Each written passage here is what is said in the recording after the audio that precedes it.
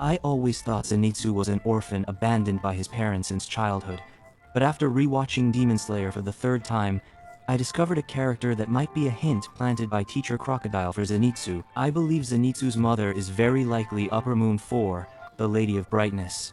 I know you might find this absurd, but let me explain why. In my eyes, there are too many subtle coincidences between Zenitsu and the Lady of Brightness. First, Zenitsu was born in the Ueno district of Tokyo, which is now the Shinjuku Kagurazaka area. During the Taisho era, it was a flourishing area of the culture of the otherworldly, and the Lady of Brightness, the demon who controls infinite distances with her pipa, has memories so exquisite that it's unbelievable. This ability is not something that comes only after becoming a demon.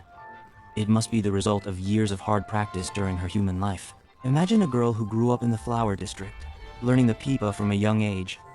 Doesn't that seem reasonable? What concerns me more is Zenitsu's familiarity with the flower district. Remember the oil pot arc? When Hanjiru and Hashira went to the flower district, they were full of curiosity, but Zenitsu seemed unusually shy when facing the beautiful sister dressed in otherworldly attire, even avoiding her. Compared to his previous boldness, this is quite abnormal.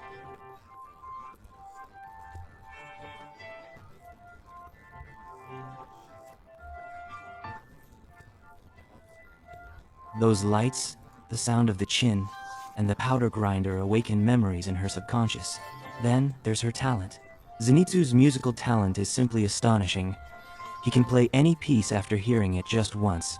Where did this talent come from in the first year of the three-line letter? If her mother was a pipa master, everything makes sense. The musical genes in her blood wouldn't disappear even if she lost her memory. Another detail. Zenitsu's hair was originally black, which is important. After becoming a member of the Demon Slayer Corps and practicing thunder breathing, he was struck by lightning and his hair turned yellow. Meanwhile, the Lady of Brightness has black hair. Also, the character Ming was originally intended to let Zenitsu and Happiness inherit the title of a famous work, and the name of the Lady of Brightness also contains Ming. This feels more like a response of fate, a literary hint planted by the author. What convinced me most about this guess is the obsession pattern of demons. We know that a demon's abilities and image often reflect the obsessions or regrets from their human life. The Lady of Brightness has those enormous eyes that seem to see through everything, and the infinite city she built, with its complex corridors and rooms, resembles a mother's lingering memories of endlessly searching for her child. Who is she looking for? Could it be the son sold by her husband?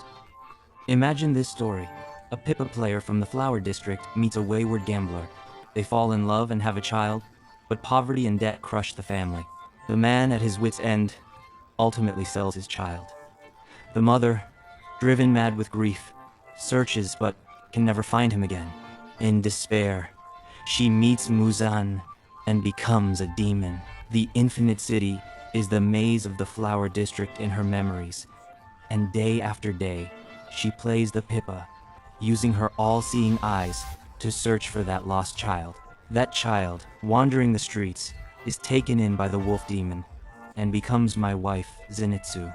Such a tragedy perfectly fits the tone of Demon Slayer, just like the past of Tanjiro and Kanao, cruel, real, filled with the pressures of a dark age on ordinary people. Finally, let's talk about this hint and why it wasn't filled.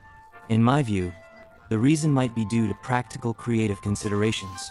Teacher Crocodile simplified the subplots to speed up the pacing of the story, and the narrative pace of Demon Slayer noticeably quickened in the later stages. Many early setups were condensed or shelved. A prominent example is the ranking system of the Demon Slayer Corps.